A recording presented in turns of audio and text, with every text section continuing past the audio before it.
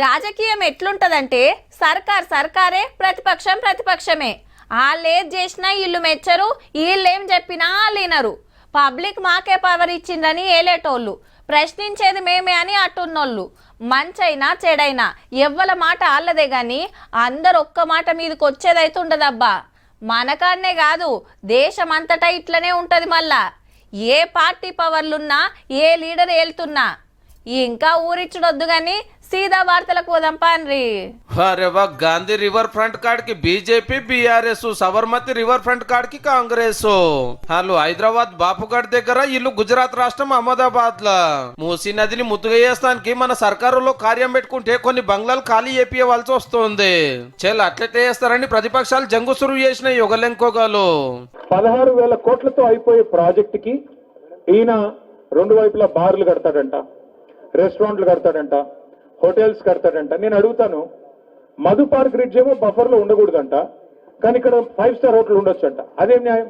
ఈ మూసి పక్కన ఉన్నటువంటి ఒక బఫర్ జోన్ పేరు మీద మధ్యవర్తి కుటుంబాల ఇల్లు కూలగొట్టడం గానే, బీద వాళ్ళ ఇల్లు కూలగొట్టడం గానే దాన్ని ఒప్పుకోం.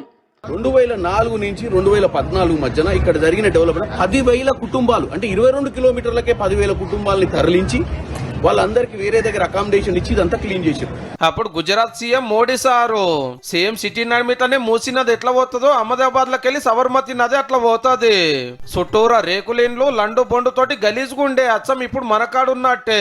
టూరిజం డెవలప్ చేస్తానికి కోట్ల రూపాయలు పెడితే ఇప్పుడు గింత ముద్దుగా అయ్యింది.